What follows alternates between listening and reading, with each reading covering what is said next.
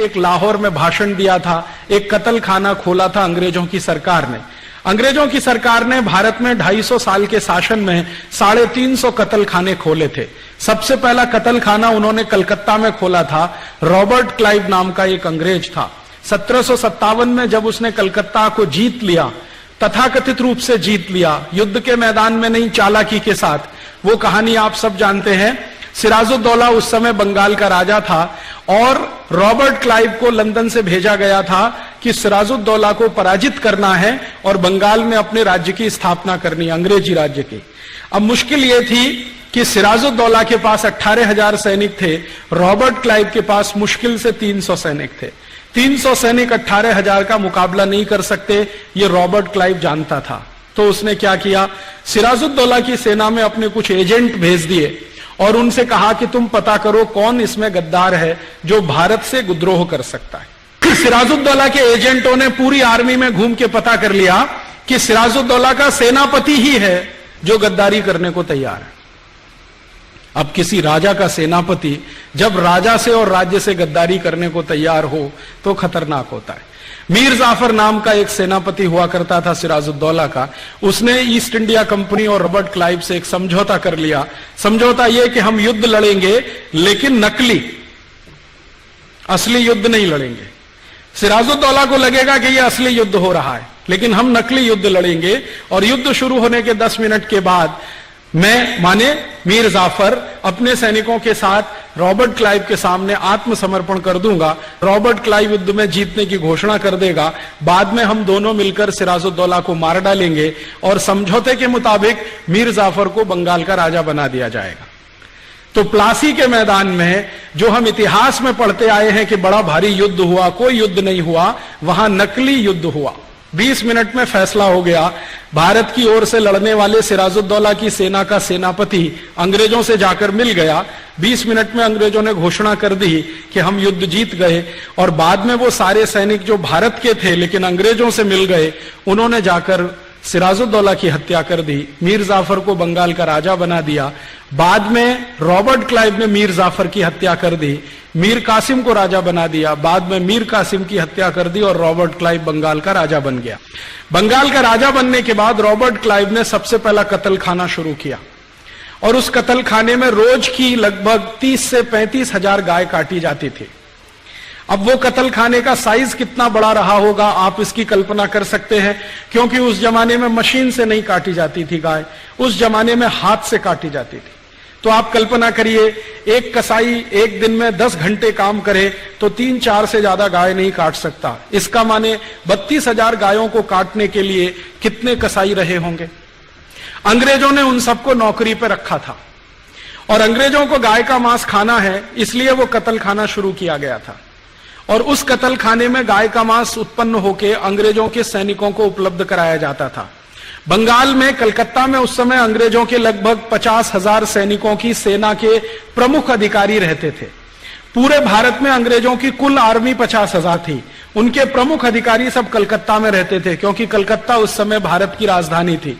तो इन सब प्रमुख अधिकारियों को गाय का मांस चाहिए, उनके साथ जो सेना रहती थी उसको भी गाय का मांस चाहिए। इसके लिए यह पहला कत्ल खाना खोला गया था।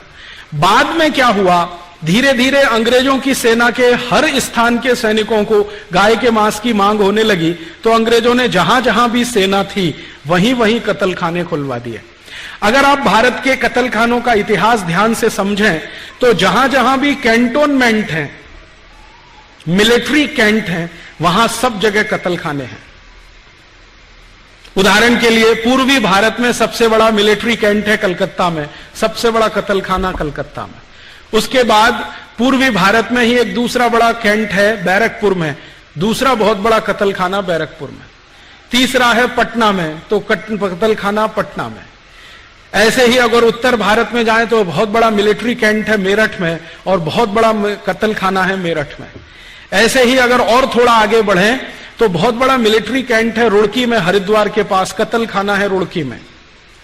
अंग्रेजों ने जहां भी अपनी आर्मी को रखा उन एरिया को मिलिट्री कैंटोनमेंट के नाम से घोषित किया और हर उस जगह एक कत्ल खाना होना कंपलसरी कर दिया।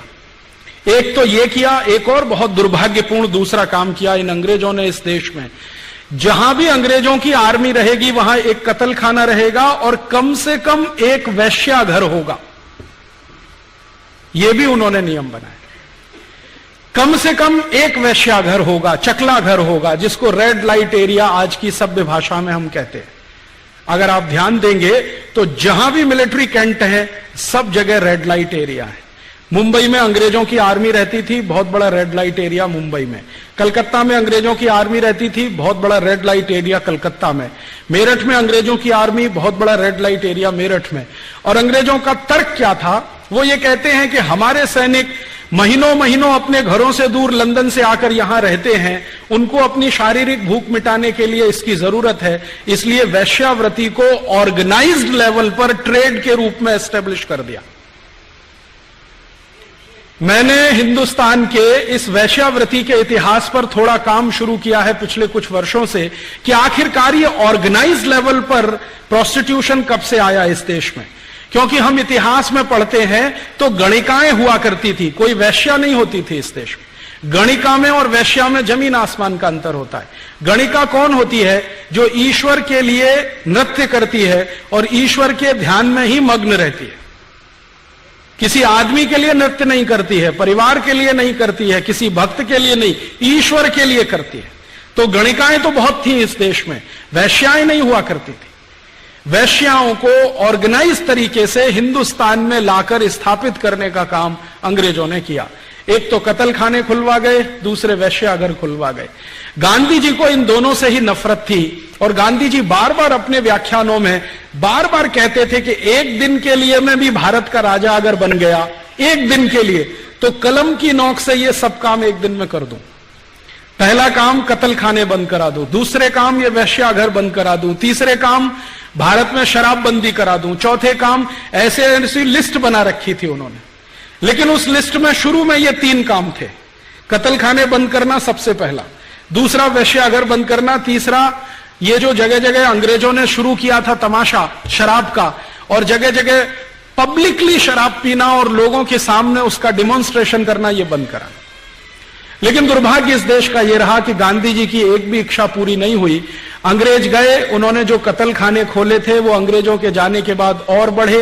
अंग्रेज गए, उन्होंने जितने वैश्याघर खोले थे इस देश में अंग्रेजों के जाने के बाद वो और बढ़े। अंग्रेज गए तो जितनी शराब छोड़कर गए थे उससे ज्यादा शराब इस देश में बढ़ी और अंग्रेजों से ज्यादा बेहूदगी तरीके से भारत की सरकार ने शराब को बढ़ावा दिया। गांधी जी की एक भी इच्छा पूरी नहीं हुई है। पता नहीं उनकी आत्मा को शांति मिली होगी या नहीं मिली होगी। बहुत लोग कहते हैं कि मरने वाले की आत्मा को शांति तब मिलती है जब उसकी इच्छा पूरी होती है।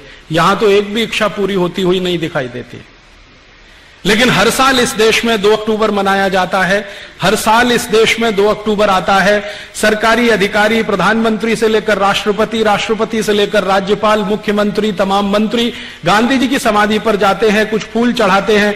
टीवी चैनलों पर हम उनकी अच्छी अच्छी बातें सुनते हैं। बापूजी को याद रखना चाहिए, बापूजी के सपनों को कभी भूलना नहीं चाहिए। लेकिन बापूजी के सपनों को जिंदा करने के लिए कोई कुछ नहीं करता है। अभी थोड़े दिन पहले हमने एक तमाशा देखा इस देश में। महात्मा गांधी का दांडी सत्याग्रह का 75वां वर्षगांठ मनाया गया। गांधी सत्याग्रह, दांडी सत्याग्रह, दांडी सत्याग्रह का 75वां वर्षगांठ।